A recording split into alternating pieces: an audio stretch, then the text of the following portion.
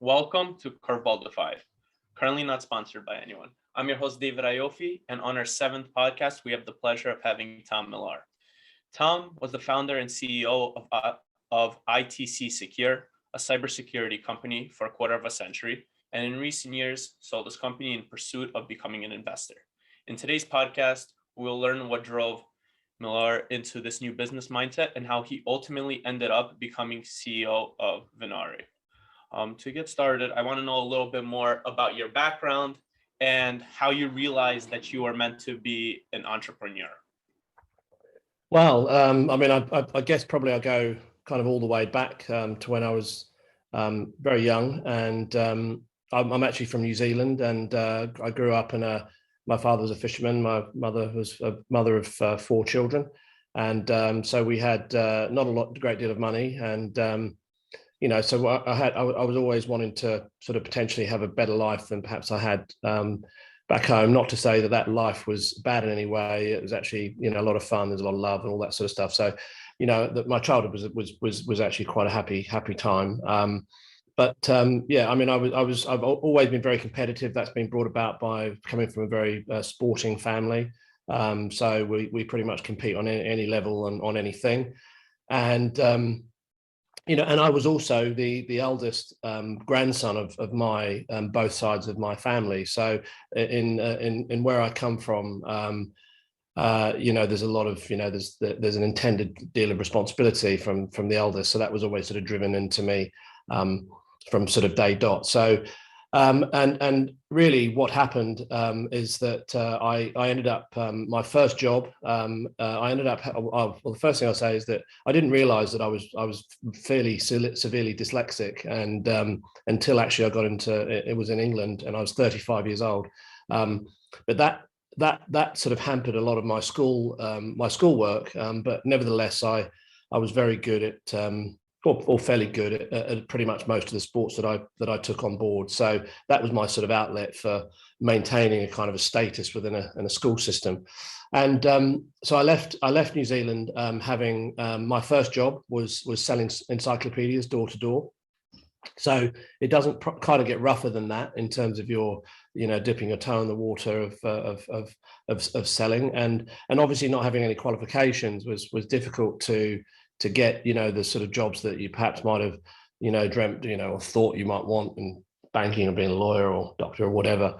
But so sales is something that anyone with any amount of hard work can become gifted at. And there's many people I've worked with over the years that just through are not the most gifted of salespeople, have just through sheer hard work become successful themselves. And so I've been blessed with spending time in some fairly good systems, I'd call them, sales systems, without necessarily knowing that I was being sort of molded, and really, I kind of thrived in having, a clear understanding of what was in front of me, what my target was, how I was going to achieve that target, how the business that I was in was going to support me to do that.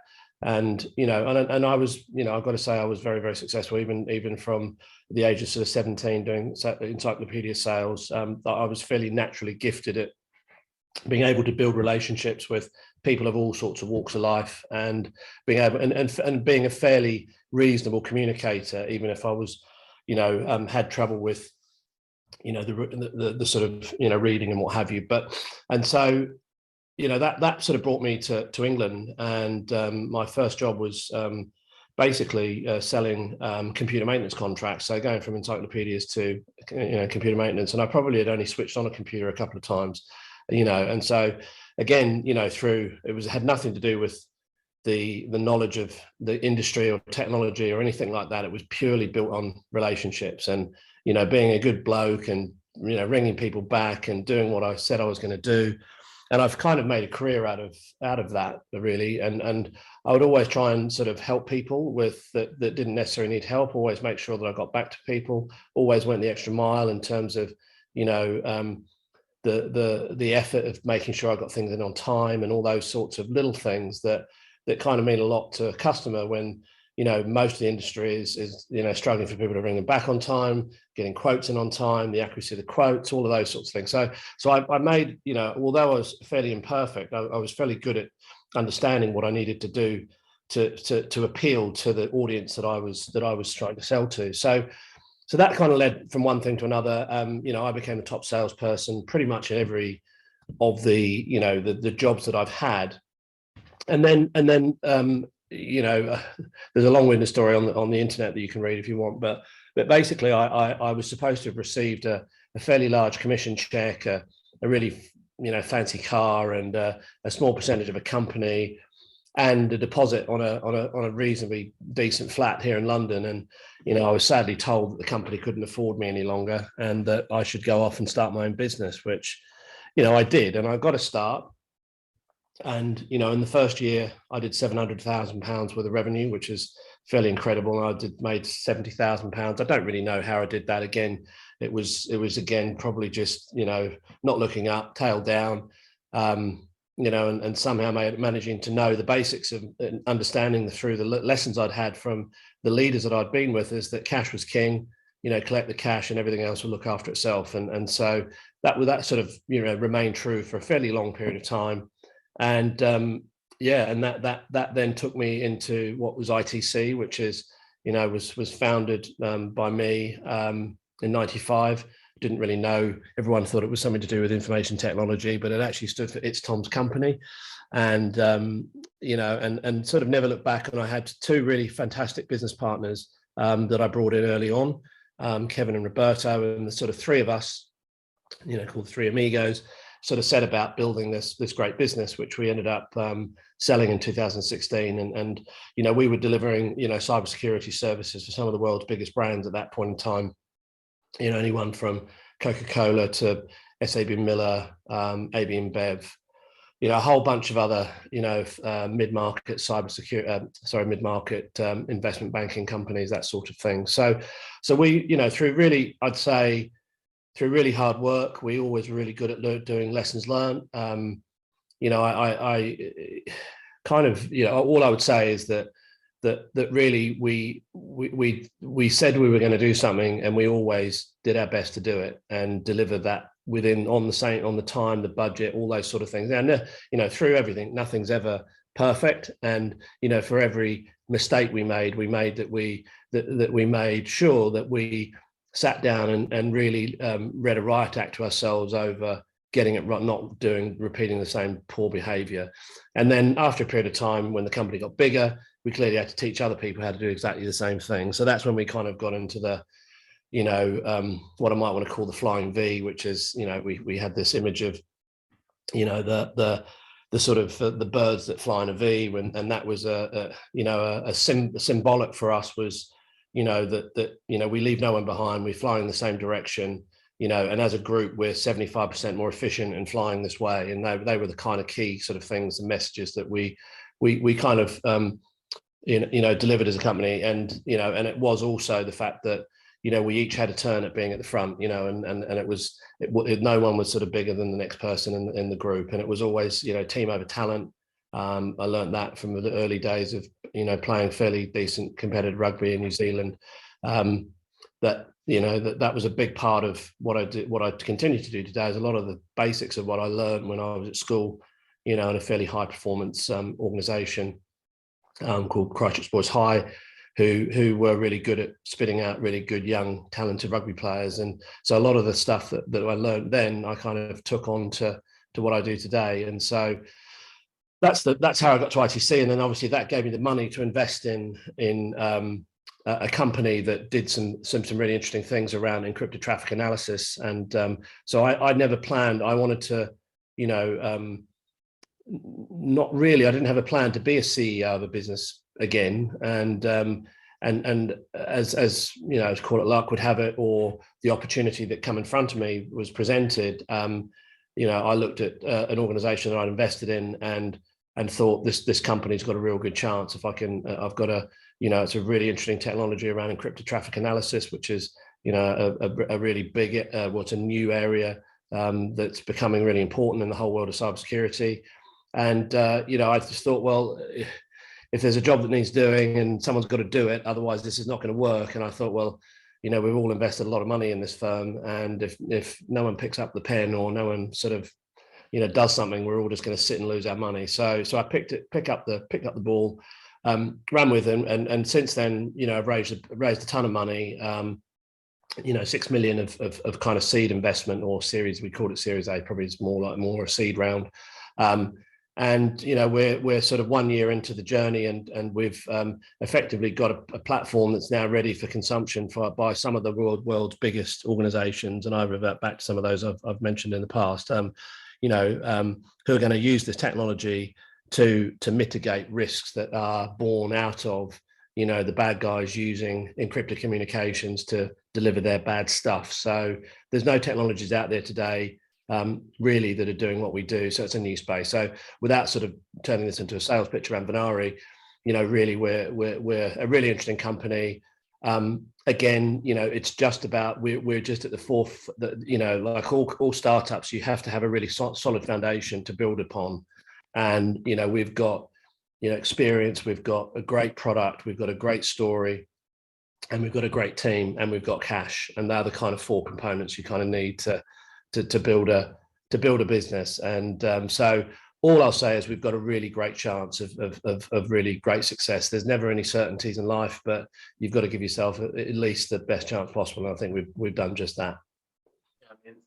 I definitely, hopefully my career could go the same direction as you, because I definitely relate to more of your earlier days where you were dyslexic, having troubles in like your English class and those type of classes. Like myself personally, I remember in middle school how I was very strong in mathematics, but in English and all of those writing types of classes, I wasn't necessarily as strong. And still to this day, I will never forget my educators in middle school who were telling me, you're like awful, you're never going to succeed.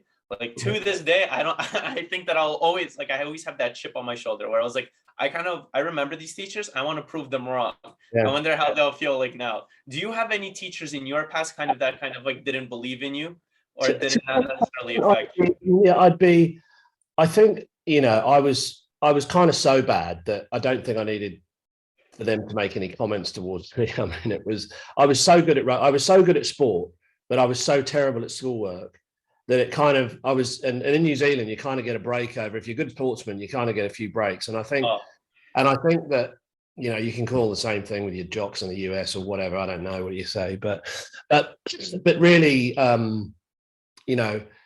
never really, I don't recall that being something that I really, I've got to prove something to these teachers. No, I think it was more, to myself, to my family, and really being the best. I know people come to use these terms and phraseologies around be the best you can be, and and all those things. And I just think the culture that we were brought up in lent a lot to that.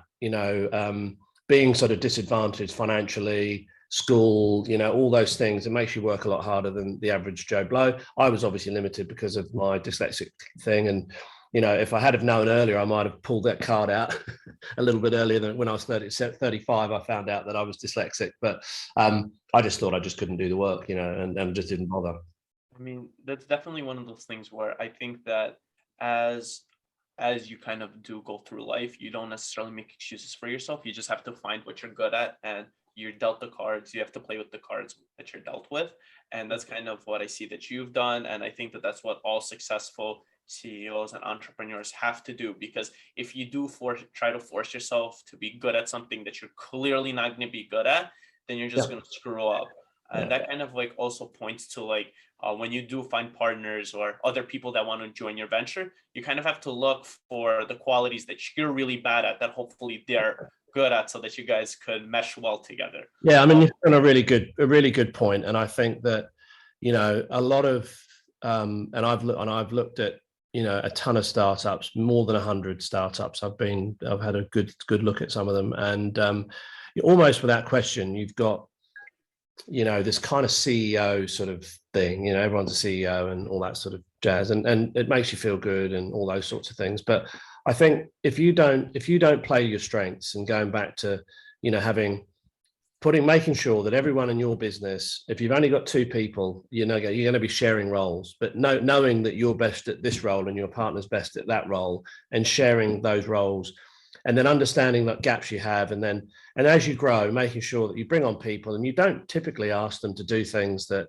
one, you wouldn't do yourself, and 2, that are just clearly not within their strengths, and that's a lot of mistakes I see. People continually ask people to, why can't they do this? I would expect more of this person for this. The fact of the matter is, I'm a CEO or of a business, or MD, or whatever you want to call it. I'm a founder of, a couple of businesses, well, more than 2 now. And I'm not a CFO that's interested really in technology. I run technology businesses, but I'm not a geek. I don't have a real interest in the engineering side of how things work. I don't have an interest in really accounting and finance and legal. It's just not, it really does not float my boat. What I'm good at is getting out and using my skills, my relationship skills, my communication about the business problem we're solving. And I know for the foundation of Venari is that I needed to raise enough money to make sure that I had all my, my soldiers and my lieutenants, and everyone was in the right position on the pitch. And so many people think, I'm a CEO, I've got, they've got control issues, they've got all sorts of billion-dollar, things in their heads, and words, people telling them that they're the best their whole life.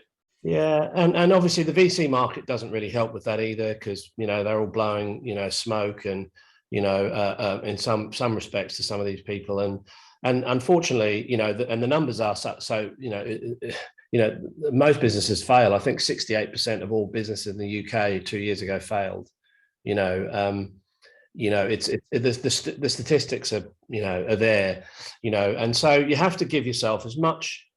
You got to understand that you definitely need help. No business that, I've had some terrific mentors in my business, and, I've had a guy that was a former customer who sat me down and said, he got me to write out the list of things that I did, in the business. I thought, what, I'm so important. I better make this a big, long list, big, long list, 2 pages wide. And he said, okay, Tom, does that make you feel good? You're important. You've got lots of things on. Yeah, busy, and then he said, I'll tell you what, he said, there's actually no way in this earth. He said, I coach some of the world's biggest boards and what have you. Your list, they said, there's 40 something things on there as far as I can make out. You need 3. And I was like, this guy's crazy. How's he going to help me, and all this sort of stuff. And we worked on it for 18 months or perhaps 12 months intensively. And he was right. I ended up having my 3 things that I was in charge of was culture, structure, and strategy. My three P's, I called them. And then everyone else had their 3 P's, and all the 3 P's were connected to our business plan, strategy, and what have you. And it really did turn the business around. The other guy I had and the guy's name was Fabian De Felici, and he knows he's had a big impact on my that just those small bits. But the difference is that I have always surrounded myself with people that I believe were better than me, and therefore was able to take information from them freely and use it freely. I think a lot of people's egos don't allow them to take the information, and it goes through one ear and out the other. So Fabian was really, really helpful on just the kind of structure of me as a person. And then I had a guy called Simon Rogan, who I trusted, who had been one of the success stories in our industry at the time. And we wanted to sort of follow. I wanted to sort of follow what he did, and he had an exit for a good multiple, built a great business, more importantly. And and he sort of taught me how to build a really rock solid sales team structure. And for that CEO that I was the guy with all those 40 things on my 2 pages, which covered everything from technology to sales to marketing to finance, and just had trouble letting things go, And so a lot of these guys, and, you see it, and half the reason why most of these companies don't work, and they can have the best technology, the best idea, the best of everything, and it just is not going to work, and it's largely down to the leadership that's there. Sadly, But what we do is we try and pick through all of the companies, look for what we think is how the box should look, what things should be inside them. Let's say the house, how the furniture should be arranged. Does it look nice? Is there nice flowers in the garden, that sort of thing, and then look at how we can sort of help those companies where you see a founder that has the attributes of someone who you think is going to listen or be willing to take advice, or and very quickly work out whether they're that or not. And most of them are, and sadly they're not, and some of them that are, get the support. So I mean, I 100% agree with you. I'm sitting here with a smile because definitely when I first started Team DFI, I was like, okay, I could do this all by myself. And not gonna lie, after like 3-4 days of doing it all by myself, I was like, I'm ready to retire. I haven't had a product finished, and I was like, okay, like this is too much. But then I really thought about it, and I was like, what am I having trouble with? What is taking up a lot of time? Because I can't be doing a million things. Like you did say, you have to focus on 3 things and kind of run with it. So that I'm very fortunate that I was able to find Levy and Lucas to do the tasks that they definitely are better than me at. I definitely think that a very important skill to have as a founder and as a person who's trying to start something is to know your weaknesses. I think that's more important to know your weaknesses than your strengths, because if you know your weaknesses, then you're able to find and identify people who have their strength is your weakness. Yeah. And if you surround yourself with people like that, you'll be able to succeed at a much higher rate. So I'm very fortunate that I was able to have Lucas, who's very good on the whole back end of managing all the startups that we do have coming in, reaching out, making sure that our website is up and running. Levy, who's really good at coming up with the questions and making sure that everything is managed at the right way. So I'm very fortunate that I was able to figure out what I'm bad at and find people that are good at that. And definitely one thing that you did say is have people around you that you do trust, especially in the beginning, because when you do start, you're going to have a lot of people cheering you on, but you don't just need somebody cheering you on, you need them to actually deliver. And I think that's when the whole trust type of thing goes into it. I wanted to ask you, so you said you were growing up, you were doing like all these crazy things. Did you ever have like a role model? Yeah, I mean, I think role models are an interesting thing. I mean, because I came from a very small fishing village, there was nothing that represents anything I do here in London today. Like I'm like a fish out of some other sea somewhere along the line in my sort of hometown, and it's a small small village, small town with I guess a couple of thousand people now, but it only used to have 750 people when I was there. Fishing village and a farming, so it's rural, so, but there was very, very good leaders, if you like, we'd call them. And my uncle was one of those people that would do anything for anyone, worked a lot in social services, help kids with issues, those sorts of things. And I've grown up sort of very much admiring him, and would like to do a lot more of that sort of stuff in my life as I get older and older. But yeah, I'd say being kind is a real trait that is sometimes missing from entrepreneurs who think you got to do the tough, you got to be tough and you got to do this and you got to do that. And I struggle with some of the, I've never really shouted at a single employee that I've had over the years. I may have stepped out of line with a couple of salespeople, but people would probably remember the fact that I've very, very rarely raised my voice and in the organization, and thankfully being sort of 6'3" and 100 and something kilos, I don't need to do that often, but that's not sort of being physically threatening or anything like that. But it's just, I think that's also a thing that organizations struggle with. They want people to be compliant with how their work, the way we work around here. You've got to do it because it's what you need commitment from people, not compliance. And so you want people to be committed because they want to be, and rather than having to comply with the rules, sort of thing. And that's a sort of a shadowy line that a lot of companies get wrong through poor management, mainly, I think. Either yeah, I mean, without going into too many details, it's just probably down to poor management. So, having the wrong people in the wrong position on the pitch, running teams or what have you, that they just are not capable of doing is very destructive within certainly medium-sized businesses as you grow. So you've got to be really careful about your employment, and again, this trust thing. And it takes entrepreneurs quite a long time to recover from mistakes, because especially if it's cost them money with a sales director or a CTO or something they've got terribly wrong, it's even worse. It even takes them even longer to recover from those sort of things. So yeah. 100%. And even when you do start with like this whole, when I was starting with coming up with partners, one of the greatest advices that I have heard, I don't remember what podcast it was on, but they kind of said, like, when you are hiring, you have to hire people that you wouldn't mind working for yourself. So that's like kind of what I've been doing, and I'm very fortunate that I was able to find that. Also, to backtrack from you coming from New Zealand, I was kind of like thinking that you were going to say like Aquaman, because he is definitely from Fisherman and he is from New Zealand. So for a second there, I thought you were going to say Aquaman, but you went to like with a little bit more of realistic approach. I don't know if he's from New Zealand. I think he's from Hawaii, is he not? I don't know if he's the Aquaman. Jason Moana or whatever his name is. No, I think that I'm talking about the actual Aquaman. I don't know where the actor's from. The actual story of Aquaman, he's definitely from New Zealand in the fishing village. Yeah, that's it. Yeah.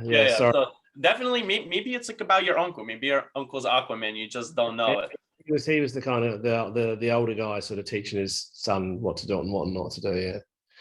Yeah, so that's kind of like the whole thing. And I think it's very cool that you said that your family member, somebody that you did look up to. And I wanted to ask if that's somebody who kind of gave you the confidence to, right after high school, start your own company.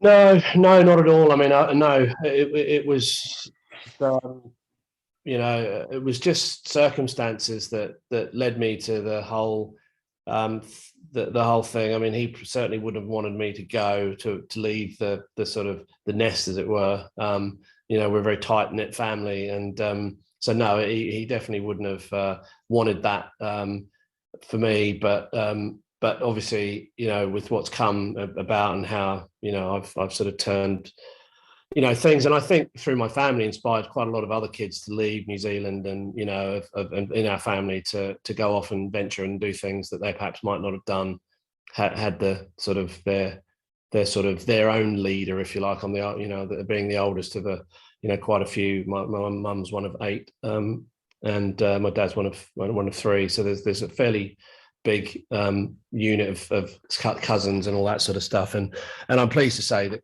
quite a few of them have become successful in their own right, and are actually most importantly, they're all very good people. So that's the most important thing, to be a good person, and everything else comes after that. And I think it's quite interesting when you kind of become the role model of somebody, and I think it's quite interesting and really good that you inspired a bunch of people to leave New Zealand and start their whole life, but you don't forget about your roots and where you came from.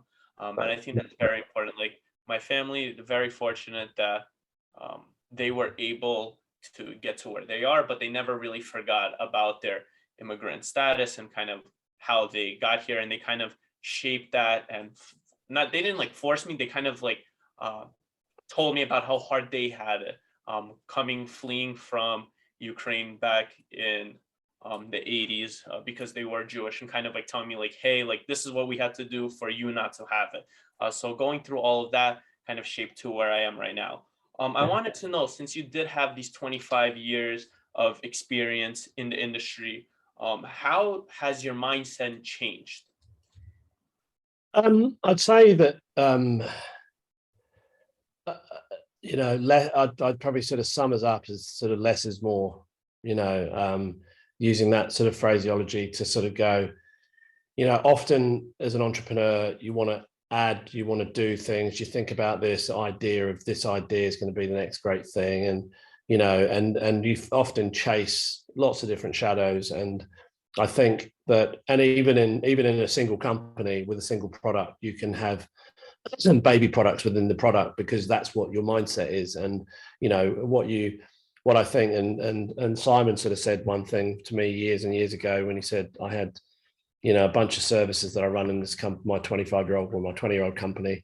And he basically said that, he sold 36 million of one thing. And, I've got 26 things that I'm trying to sell.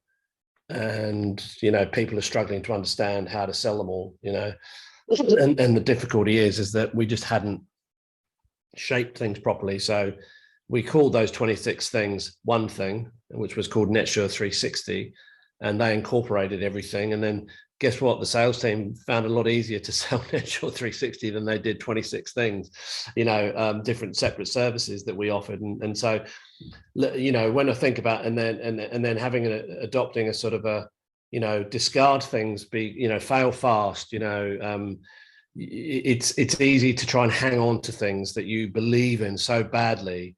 But, when you go back and look in the mirror to say, do people understand my madness? Have we sold any of this? Is the feedback from customers good? And if all those things aren't really, really ratcheting out, then just stop and move on, and I find that a lot of people kill themselves thinking that they've created something and they're too stubborn to move away from it. And if you have made that one thing and it is great, just have it be one thing. We're at Venari, we're sort of we want to do one thing really, really well, and that's become the world leaders in TLS security and compliance. That's it, and we're well on the way to sort of achieving that. But everything will fit under that umbrella, of being the world leaders in that one particular space. People go, why aren't you doing this? Why aren't you doing that? Well, no, we believe the industry is going this way, and we're sticking to our guns. And we may lose deals because we don't do, a bunch of other communication areas and provide different services. But we're sticking very firmly to those guns. Pin your flag to the mast, I was always told. It's better to be really good at one thing than be okay at three things. And I wanted to kind of touch upon what were some challenges that you faced once you first started going to Venari? Because you kind of did mention how you have invested in other companies, and this is not a completely different sector, but it's definitely a different side of it. So how was the adjustment? So I mean, I ran a services company. So in ITC, we wrapped up leading technologies like Cisco and Palo Alto Networks and a bunch of other, if you like, security things, and we managed and monitored them on behalf of companies. So companies outsourced the 24/7 management. And I've completely flipped to the other side now. I am a technology company looking to sell to companies like my old firm who have services that they could add on, our capability. So one of the things I go back, I didn't intend to really land into to be running this business, but I actually quite like the challenge of the fact that I've never run a tech company. I also know that there's a lot of money flying around for tech, especially in the cybersecurity space, and a well-directed organization that's well run, well structured, well managed, with great technology and a great story can be a compelling event if you bring the conditions kind of all come together at the same time, and we believe that with Venari we've got a great chance of success because of those sort of simple factors. But some of the challenges that you want to go back to is that I've never run we are manufacturing or producing software, and we've got teams of data scientists, cyber, developers, and I've never run, a business that developed software, never. Okay, so I have to trust people. I really have to trust people that I've got on board. I have to communicate with them regularly and improve my knowledge of the sector that I'm not familiar with, the terminologies and all of the different words that I'm learning are quite amazing. But in a natural fact, what it is that we are doing, and remember that I'm not someone who gets into the nitty gritty of how things work and what have you. I have to keep my basic brain at the basic level of understanding the problem we're trying to solve, understand the world problems and how to put them all together and talk about the reasons why that we've got something so compelling. That's what I'm good at. So, I have to go back in because I'm the CEO of the business. I have to understand how all of the widgets work and have people explain to me again and again and again. And I think they get quite bored of that sometimes. But I have to know where the money's going. I have to have trust in the plan. I have to have trust in the people, their communication, and I have to surround myself with people that can ask those difficult questions, that I don't necessarily know the answer to. So yeah, I mean, the challenges have been sort of, being a services-based company where we took off-the-shelf best-of-breed technologies, glued them together and sold them as a service to actually manufacturing or producing one of those technologies that my old company would have embedded in their services portfolio, one of the 26 services or whatever that we used to run. I mean, 100%. At a certain point, when you do succeed, you kind of do want to challenge yourself, because if you are doing the same thing over and over and over again, it does become a little bit repetitive. I wanted to touch from that and kind of talk about the challenges that you guys do have at Venari. And you guys do claim to be the only company that specializes in encrypted traffic analysis. Do you think that is enough to keep you guys ahead of the competition? Yeah, I mean, I think, that's where I say you've got to be confident that you pin your flag to the mast, and we're very, very confident that the world is now pretty much over 90% encrypted, and so as more and more services become available online and more services are produced and more legacy systems move into the cloud and what have you, all of the communications between those organizations and clouds and between cloud to cloud, server to server are all encrypted communications, everything. I just can't see a day in the future where there's going to be this kind of isolated area of networks unless they're, hugely isolated or not really connected, that they're not, using some form of TLS to communicate outwards. We're seeing it today. I see every new doll and toy that's got some sort of internet capability is the new vulnerability, that we've got laying around our homes. The smart cars, the smart meters, every single thing that we're doing now, the IoT devices that we have, the however many things we have in our homes, they're all using TLS to communicate. So, I think we are opening up and educating the market on an area of vulnerability that has been, the security community have known about this problem for quite a long time. And the way in which you've typically, dealt with encryption is to decrypt. And that really is the sort of antichrist of privacy now, is this ability to inspect traffic. You've got the government agencies all around the world asking the big tech companies to stop using certain types of TLS because they're unable to sort of look inside, to inspect, to have information, to give ourselves. And I understand the argument from both sides, and I worry about, genuinely worry about our ability to monitor. And I feel that the world is moving more and more into the hands of the criminals, and that's a fact. We're producing types of technology that are being turned on ourselves and being used for bad, and so so I don't think I think being specialist in an area, perhaps people would say that we're a feature of a bigger platform, and that makes us an acquisition target, but that's so be it. That's the that's not a bad pill to swallow, to be the acquisition target. That's definitely not a bad exit strategy.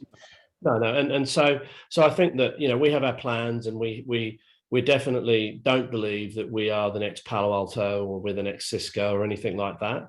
We want to enable our capability and make it available for companies large and small. And we're giving our technology away to startups. In some respects, we're making calls on giving the use of the technology. I've given the use of this technology to schools, universities, where I believe that it's almost like a, I don't want to sort of use the terminology because I don't particularly like it, but we want the big companies to pay for the technology and want to give it away to the companies that also need the technology, and so that's the best way to build brand awareness. Yeah, and so there's plenty of everyone has the problem that we solve, that encrypted communications are used for delivering ransomware almost exclusively now. How many people have got a handle on all the communications coming into their businesses? Pretty much no one. Is most of it encrypted? Yes. Do hackers use encryption to hide all their stuff? Yes.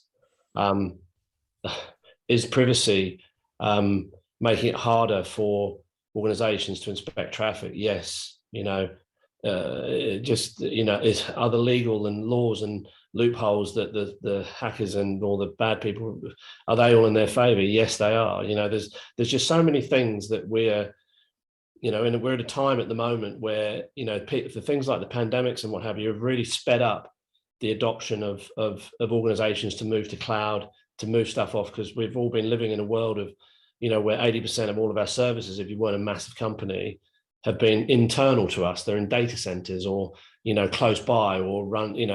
Now we've gone from a position of having 80% internal to and then everyone on the outside of the network trying to get access to the services that are on the inside of the network, and all having to use good old VPNs and some form of SSL communication to get in, and it's all encrypted.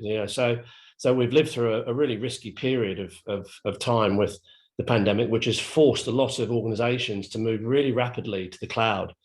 And the thing that's often overlooked, the security, because it's the controls, the control layer, it's all of the things that we'll come back to that. And look, I understand that the commercial reasons and the speed at which people have had to adopt all these things, but there's a legacy and a risk to all of this stuff, and so we just do our bit. We're not saying we do this and this. We just do one thing really, really well, and that's able to spec vast volumes of TLS communication for compliance and security. And we think there's a big enough space there because it's a really big growing area, and bad guys are using those communications almost exclusively to do their business, which is often pretty bad. So, I mean, you guys are kind of like the people that build like these fences and gates for the bad guys not to be able to climb over. But you could be the best builder. Sometimes people still do climb over. How do you guys kind of prevent that from happening, or what do you guys do when that does happen? Well, I mean, so we have to be very good at doing the things that we can publicly say that we do very, very well. And, that is the identification of TLS communications. And, we don't look at things on the inside. All we're looking at is the information that's on the outside of the tunnel.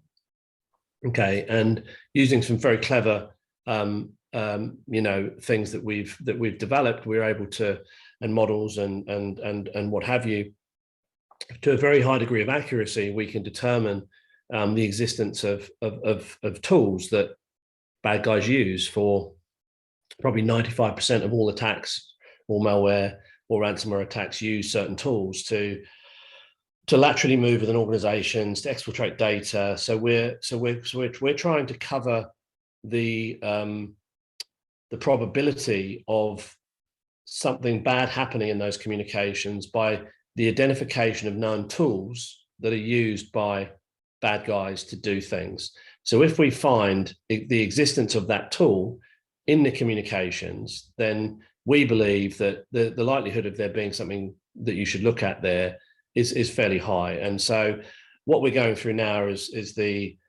clearly the accuracy of what we do. The modeling around the efficacy of the platform, to ensure that we're not producing high levels of false positives, because that's no good for anyone. And Yeah. bearing in mind my history was from a services organization, the last thing we wanted was a chatty platform telling us we had loads of problems, because that's the last thing anyone needs. So we're working really hard on that. Yeah, we're working really, really hard on that. And it's, this is an ever evolving thing. We're not perfect. We're making good strides towards having a really reliable platform.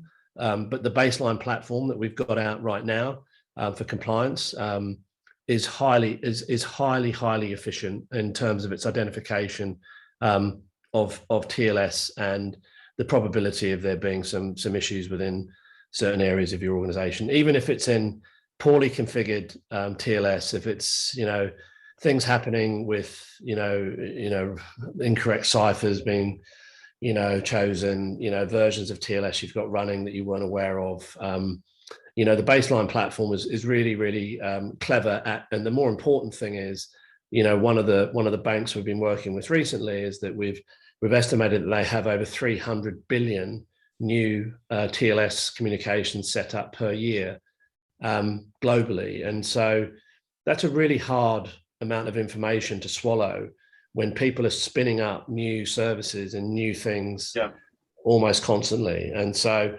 we, as long as we're placed in the right parts of the network, we can really, really scale up really, really high to sort of be able to chomp on that elephant and hopefully make good sense of a really complex, TLS environment for any company, no matter how big they are. I mean, that's kind of what you have to do. You could do what you could do, and then that's it. There's always going to be somebody that finds a loophole.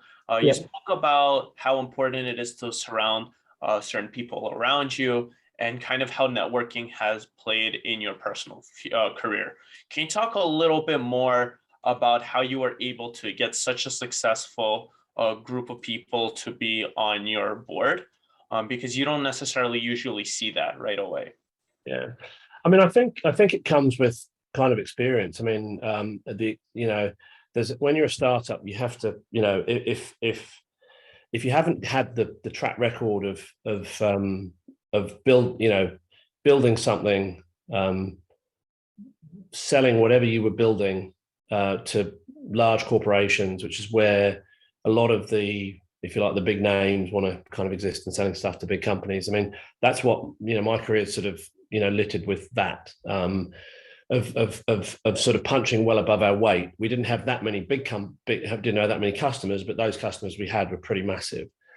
And kind of, we were unusual in that respect. And so, knowing that you've got the capability and have built relationships across businesses over a very long period of time, and our industry is not that big, so people know people, and and as you say, your mistakes kind of could be littered everywhere unless you repair the damage that you've done. And I think that we'll have very few mistakes that you've made, and I think every entrepreneur has made mistakes. It's often people refer about how you get back up and dust yourself down and get on with it. And so I think a lot of these guys come in because they kind of trust that what we're doing. They like the space that we're in. People get it. Security's what we're doing around encrypted communications is, it's a problem that needs solving, and we're on the way to solving it. And we've not solved all of it yet, but we're a good chunk. We're a good chunk along the value chain to delivering product that does substantially provide value for organizations today. And so, all of those things really, and having good communication, with them, your messaging being clear. We're in fact going through, doing a lot of changes to our messaging at the moment, because we think we've kind of lost our edge a little bit on some of the things that we're doing in terms of the messaging, not necessarily the technology. It's about how it's messaged. So we continue to evolve. We're good at having not many founders, if they haven't ever managed senior people before, it's a difficult thing. They're often scared of having access to, I don't know, the former CEO of Palo Alto, the former CEO of SunGard, the guy that ran security for the government, if you're worried about existing in the same meeting with those people, then it's difficult. But I think, part of my makeup is that I haven't really been rattled by people. Don't really rattle me. I'm fairly down to earth sort of person, and I speak my mind, speak the truth, and often, have come out okay with things. So yeah, I mean, it's a bunch of things. It's certainly not just me. I think it's about the team that we've assembled. And probably the combined track record, I'd say, is really important. And we've got some of the most talented brains we believe in our industry have joined the business. So they're just making their way, hopefully, to the top, to their Everest, and they'll go out and hike up another mountain, when Venari has served its purpose for them. So I'm a great believer in having, organizations that, we're all it's just a job. We're here just to do a job. Hopefully we're going to do the job to the best of our ability, and we're going to have some fun and do that, and hopefully do something incredibly important for organizations, yourselves, your families, your careers, what have you.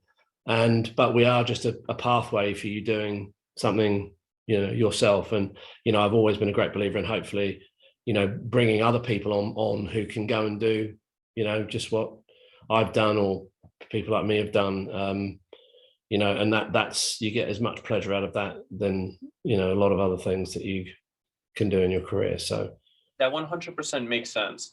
I wanted to kind of end this podcast with a note, because you definitely have spoken a lot about the good sides of the business.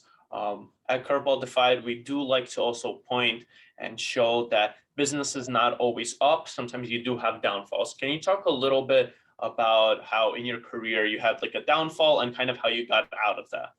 Yeah, I mean, goodness me, there's many, but I mean, I'll quickly cover two, because I think they're equally important in my sort of journey. Is that we had a very large contract, and I won't name the companies, it's probably unfair, but needless to say, one of the world's biggest financial services organizations was dealing with one of the world's largest outsourcing organizations who had got themselves in such a bad who are looking to globally outsource their entire IT infrastructure to this organization. And we're talking, kind of 100,000 people, sort of that sort of a size.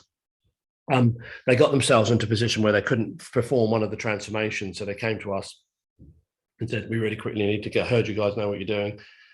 And I quickly helped them. And I was the recipient of a £6.5 million order, which I kind of, at the time, ran around the office with, going, oh, look at this, fantastic, And yeah, and we signed contracts and, And at the time, I didn't realize, but the contract that we signed for the purchase order was superseded by the master services agreement, which basically in the small print had that the company could cancel their agreement with us within 7 days for any reason whatsoever. What they did is they proceeded to put people in alongside our guys who were teaching them how to re-architect a big global network and what have you.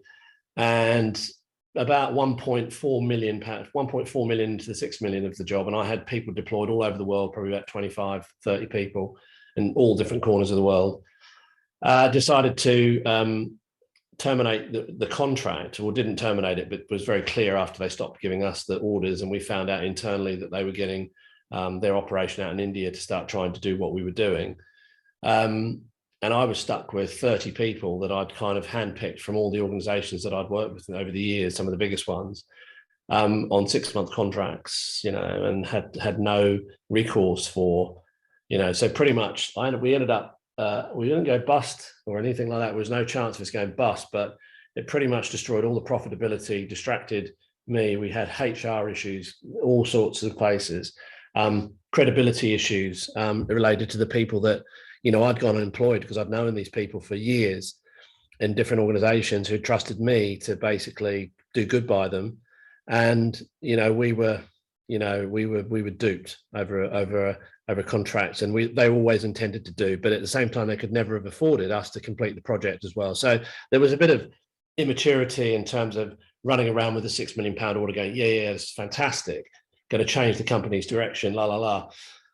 And then so that was really, really bad. And I guess the first really big problem I had was when I allowed one company, and we turned over about £4 or £5 million at the time, to own almost, they'd owned just over £1 million of our book, which was 25% of all the business we did was with one customer.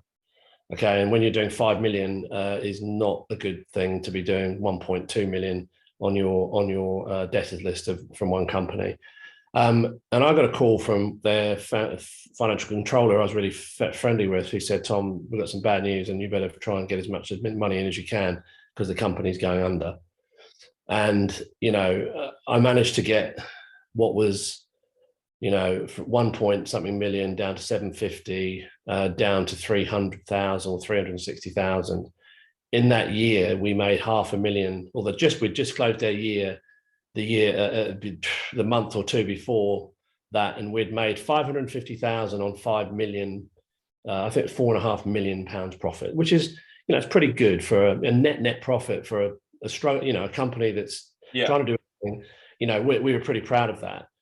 That one bad debt started off being a potential bad debt for 1.2 million or something, that very quickly through, thankfully quick thinking from us, who kind of, we were trotting the line of, being, we threatened to cut their networks off and disable everything unless they started paying us, which they accused us of breaking our contracts, and we pretty much told them to stick it, that was not part of the game. And they paid us, they were paying us 40,000 a week or a day, I can't even remember what it was. But we got a lot of money in, let's just say, in a 2-week period. And then we finally got the whole deal down to about 360,000 quid. But we managed to just ride that storm out. But we had to get rid of, I think we had about 60 people at the time, and we had to get rid of half the staff, And so lessons learned on that was don't let one customer ever own a higher percentage of your book than maximum 10%. We were running at 25%. As a start, as a small company, you kind of probably have to break the rules a little bit and have some faith, especially if you trust people and higher up in the organization. But it's very dangerous to run that book, and we almost lost everything because of it. So they're my two ones that kind of stick out, but there are others. Thank you so much for telling us those stories. Definitely we are able to see the perseverance of your career, and definitely how you were able to shape your weaknesses, and that was able to ultimately turn into your strengths with you hiring people and filling those gaps that you did have. If you want to plug any information or say anything, you could go ahead at this point, and we'll definitely put in the show notes and on our website. When you do look at the podcast, they'll definitely be able to access all the links if people do want to reach out to you, or if you want them to have access to something. Yeah, I think that the thing for us is that we're looking at, we will be expanding into the US at some point, in the near future, being the next sort of 12 to 18 months. And I think that we're after hiring some of the best talent. We've got an agreement that we have at the moment with one of the universities, one of the big universities here in the UK, for talent. We're looking to sponsor, PhDs, masters in the area of data science, cyber, and encryption, cryptography. So for people that want to, who are interested in potentially looking at joining, having a career with Venari, we're very interested in some of the best minds out there. We have got some of the best minds in the game here in the UK, but we're definitely looking further afield for that. So yeah, that would be my plug. Obviously, please follow us on LinkedIn at Venari Security, and I'm sure you're going to post that on my other details. The link there. Yeah. Perfect. Thank you so much. We really appreciate you coming on